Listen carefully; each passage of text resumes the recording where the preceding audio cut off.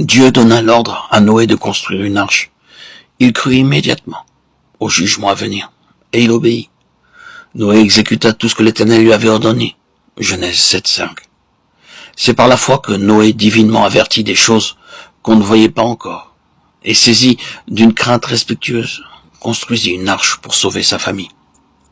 C'est par elle qu'il condamna le monde, et devint héritier de la justice qui s'obtient par la foi. Hébreux 11:7.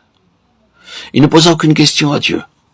Ses ouvriers ont dû se moquer de lui, mais il croyait en Dieu. Et il fut rendu juste à cause de sa foi. On se moque peut-être aussi de nous à cause de notre foi, mais de telles expériences ne feront que fortifier notre foi.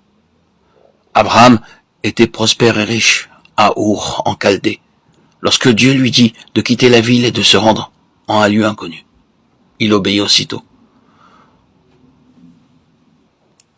Beaucoup lui ont peut-être demandé où il allait se rendre. Il leur a certainement répondu qu'il l'ignorait. Il était le seul homme de toute la ville à croire en Dieu. Mais il devait essuyer des moqueries, bien que ne sachant pas où Dieu allait le conduire. Il lui obéit, et il quitta la ville. C'est à cause de son obéissance et de sa foi que Dieu lui accorda plus tard la vision de la cité, au solide fondement. Il devint fort dans la foi. C'est par la foi qu'Abraham, lors de sa vocation, obéit et partit pour un lieu qu'il devait recevoir en héritage, et qu'il partit sans savoir où il allait. C'est par la foi qu'il vint s'établir dans la terre promise, comme dans une terre étrangère, habitant sous des tentes, ainsi qu'Isaac et Jacob, les co-héritiers de la même promesse. Hébreux 11:8-9. Abraham possédait beaucoup d'or et d'argent. Aussi entendait-il tout naturellement construire une maison. Mais Dieu ne le lui permit jamais, tout au long de sa vie, ni d'acheter un terrain. Il a dû vivre sous des tentes, comme pèlerin et étranger. Mais il eut une vision de la cité céleste dans laquelle il devait demeurer un jour.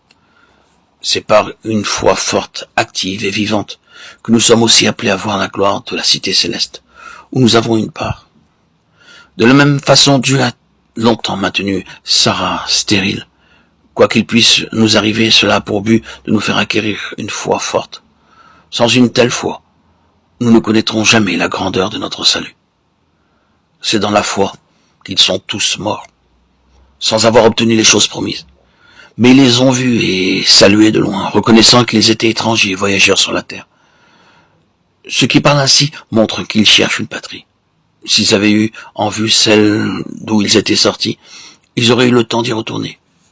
Mais maintenant, ils en désirent une meilleure, c'est-à-dire une céleste. C'est pourquoi Dieu n'a pas honte d'être appelé leur Dieu, car il leur a préparé une cité. Hébreux 11, 13, 16.